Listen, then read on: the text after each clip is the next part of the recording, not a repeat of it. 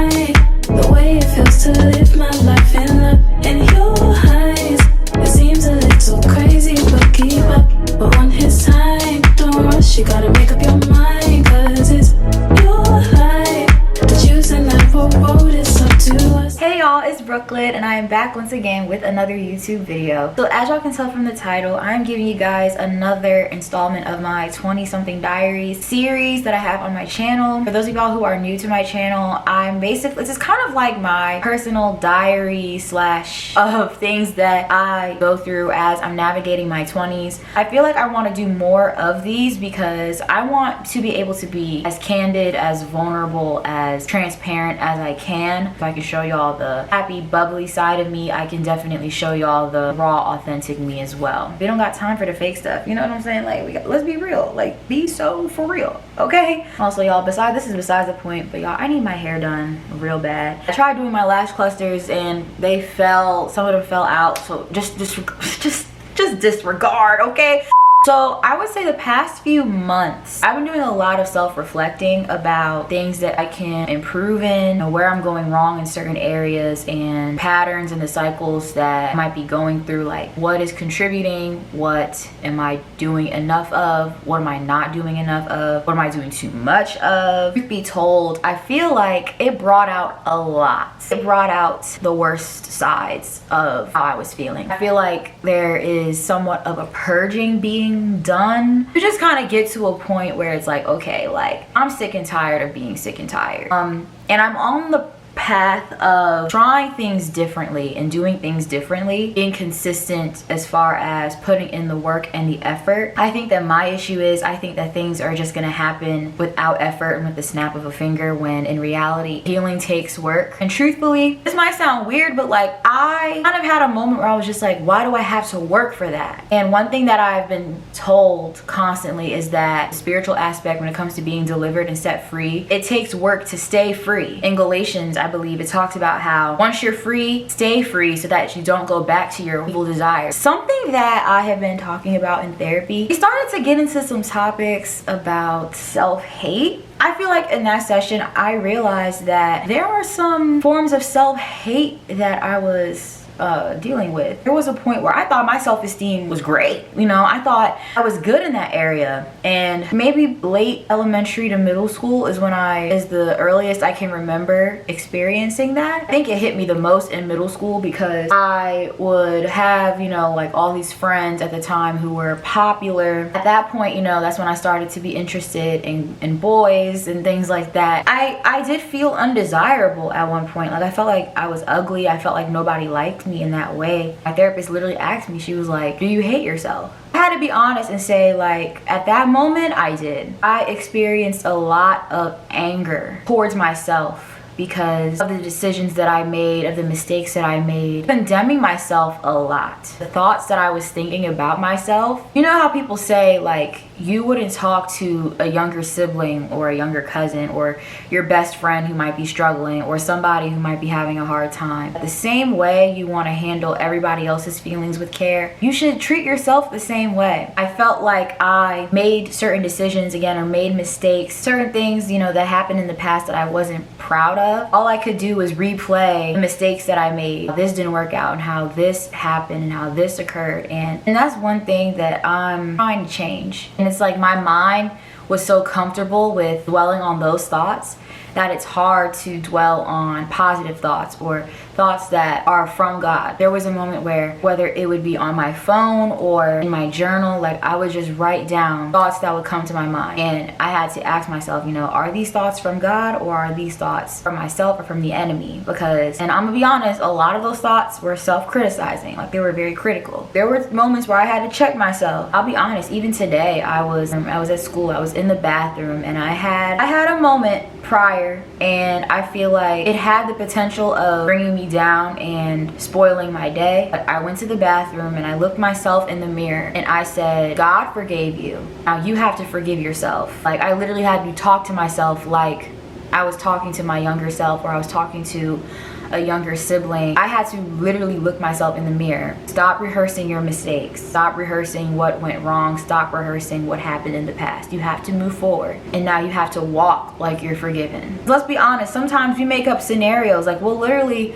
allow ourselves to make up scenarios that didn't even happen, or making our own selves upset, triggering your own. It's like you're triggering yourself about something that's not even true. And the Bible talks about whatsoever things are just, whatsoever things are pure, whatsoever things are lovely, things that are of good report. If there is anything praiseworthy, or if there's anything excellent, meditate on these things. What are you meditating on? What are you giving your energy to? What seeds are you continuing to plant that are toxic? You are literally nursing something that needs to die. I think it was like a session or two after that one that I had mentioned before. We were talking a little bit about how when something goes wrong, it's like your mind goes to the extreme. There were times where I would make a mistake and then my mind would immediately jump to, dang, this person hates me, that person hates me, everybody just doesn't like me because I made this mistake. One thing that I was asked was like, why does my mind jump to that? And truthfully, I had concluded that the reason why your mind jumps to that is because that's ultimately how you feel about yourself. You hate yourself, and so you're gonna think everybody else hates you. You make a mistake and you start condemning yourself, you're gonna think everybody else feels the same way about you. That's how powerful the mind is, but that's also how the enemy likes to play tricks on us, because it'll get you to believe that the way you feel about yourself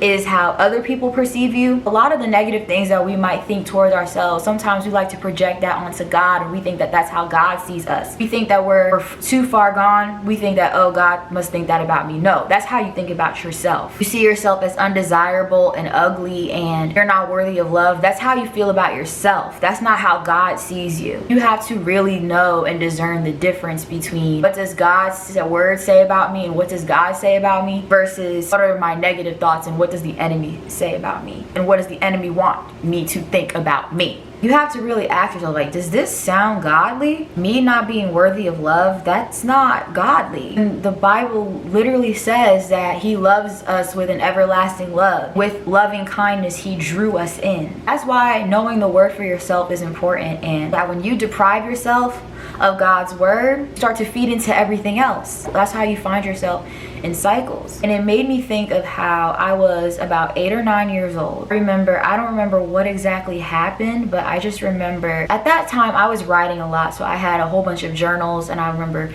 journaling a lot, write songs. I would just write about my day, like making diaries and things like that. I was very much into that. I remember just writing in my journal and a whole bunch of things that were very much self-destructive towards myself. When we had moved, I remember I found that letter, and I remember like reading it, and my heart literally saying, like, my heart broke, because it's like, how can you be this young thinking about yourself like that? No 8 or 9 year old should be thinking about themselves that way. And I remember like just crying in therapy about it, because I just couldn't imagine an 8 or 9 year old thinking such destructive, condemning thoughts about oneself. I'm not saying all of this for sympathy. I'm just being real, I'm being transparent, and I'm being open, because I think that I've come to a point where I'm tired of hiding. I think for a lot of this year I hid,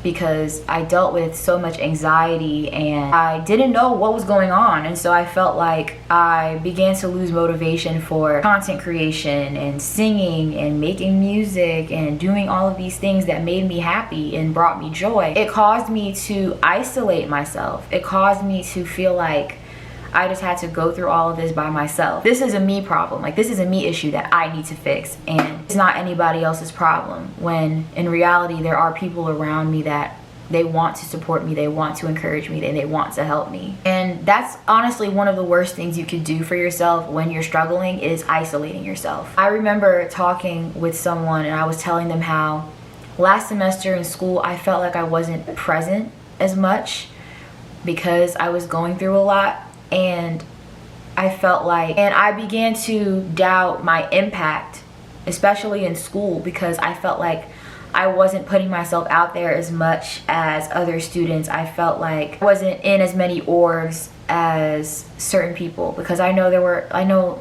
I have so many friends and associates who are a part of so many organizations, and they're doing amazing things. And not that I'm not either, because I feel like I am, and I have done amazing things since being here. But I felt like, you know, there was a part of me that was just like, I feel like I haven't done much. I had people in my circle reassure me that I have made an impact on campus. I have made an impact for a lot of people. And one of them was doing this, making YouTube videos. Definitely reassured me that people care, that there are people praying for me, that there are people who want to see me succeed, are people who want to see me grow. There's people that want to see me win. The process hasn't been easy. I've had moments where I felt like I just wanted to go back to square one. I've had moments where I didn't push myself, but picked myself back up, and I'm really trying my best to keep going. I want to be able to look back and say I have grown. I want to be able to say I've overcome certain challenges, and I want to be able to help somebody else who might be going through the same thing. So, with that being said, I'm really trying to do things differently. Hope that y'all enjoyed this video. Let me know if y'all want more of these. I feel like this is very calming and therapeutic for me, and so let me know if you guys want more. I will definitely be trying to give y'all more content soon. I am in school, so things be getting a little busy, but I still want to try to give you guys content and be consistent and post as frequently as I can. And also, y'all let me know if y'all have any topics or ideas that y'all want me to do on my channel. Like, by all means, send me a DM, send me a comment. Like, anything helps, for real, for real. God bless you guys. I love y'all so much, and I will see you next time. Mwah, bye.